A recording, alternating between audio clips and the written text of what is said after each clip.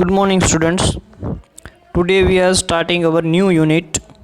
Is unit number 4, that is ecosystem and biodiversity. So first topic of ecosystem and biodiversity is some terms which we have to learn: producers, consumers and decomposers.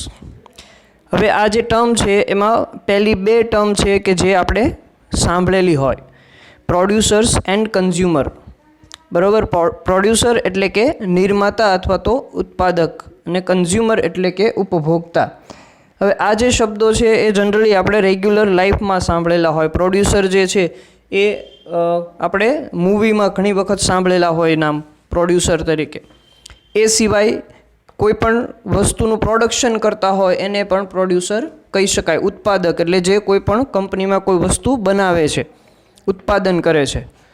Consumer that is ઉપભોક્તા, એટલે કે આપણી ભાષામાં સમજીએ તો ઉપભોક્તા એટલે કે જે ગ્રાહક હોય છે, જે કોઈ વસ્તુ ખરીદે છે એ કન્ઝ્યુમર છે. તો ફર્સ્ટ ટર્મ ઇઝ પ્રોડ્યુસર્સ એટલે કે નિર્માતા અથવા તો ઉત્પાદક.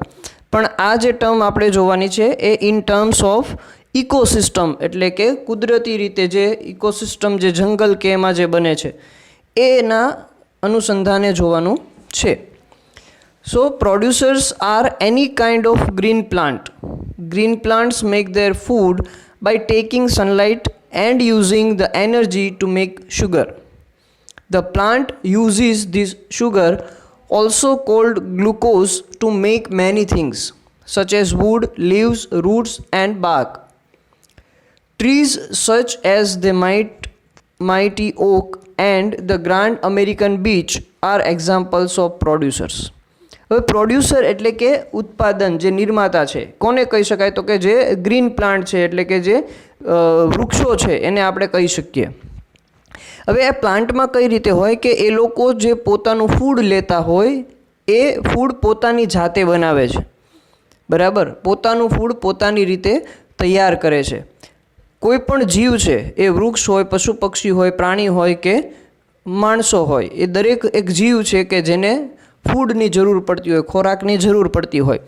તો એ ખોરાક જે છે એ આ વૃક્ષો જે છે પોતાની રીતે અંદર ને અંદર પોતાની જાતે બને છે. કેવી રીતે? તો કે સનલાઇટ દ્વારા અથવા તો એની ઉર્જા ઉત્પન્ન કરીને શુગર બનાવે છે. એટલે કે એ શુગર પોતાને ફૂડ તરીકે ઉપયોગ કરે છે અને પોતે જ બનાવે છે.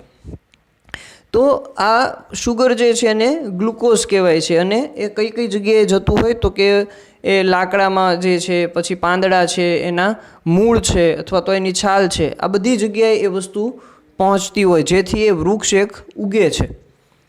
હવે આવા ઘણા બધા અલગ અલગ પ્રકારના વૃક્ષો છે, એટલે ઘણી બધી આવી વનસ્પતિઓ છે કે જેને આપણે પ્રોડ્યુસર તરીકે લઈ શકીએ. બરાબર.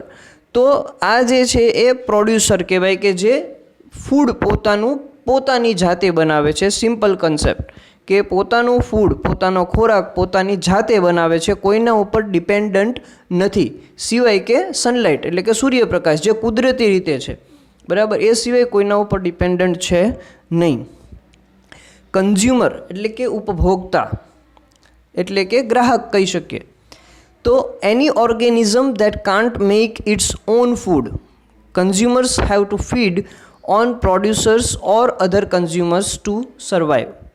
Deer are herbivores, which means that they only eat plants. Bears are another examples of consumers. Black bear are omnivores and scavengers like skunks and raccoons, which means that they will eat just about anything. In a forest community, black bear will eat blueberries, bugs, acorns and many kinds of nuts. Consumer એટલે શું? તો કે જે પોતાનું food પોતાની રીતે બનાવી શકતા નથી. તે can't make its own food. પોતાની રીતે બનાવી શકતા નથી, એને કોઈકની ઉપર ડિપેન્ડન્ટ રહેવું પડે છે. ફોર એક્ઝામ્પલ પ્રોડ્યુસર ઉપર, એટલે પ્રોડ્યુસરના ઉપર એ ડિપેન્ડન્ટ રહીને પોતાની જાતને સર્વાઈવ કરે છે, બચાવી શકે છે. બરાબર. જેમ કે હરણ છે, તો હરણ શું ખાય છે? તો કે એ એક પ્રકારના કોઈ પણ વનસ્પતિ કે એવું કંઈ ખાય છે, ફળ ફૂલ કે એવું. બરાબર. તો એ જે છે એ ડિપેન્ડન્ટ છે પ્રોડ્યુસર ઉપર, કે વૃક્ષો જે છે એના ઉપર ડિપેન્ડન્ટ છે.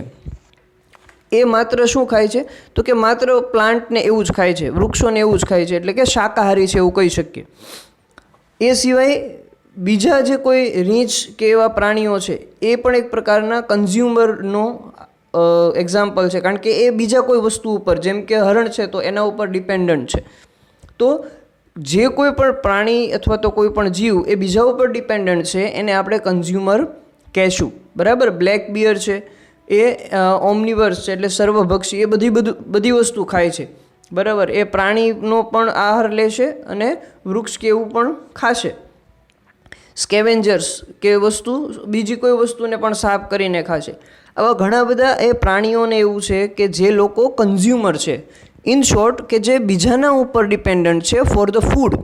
બરાબર. ખોરાક માટે બીજા ઉપર આધાર રાખે છે એવા પ્રાણીઓ, પશુ પક્ષીને આપણે શું કહેશું તો કે કન્ઝ્યુમર કહેશું. Than next is decomposer, last term, એટલે કે વિઘટન કરતા.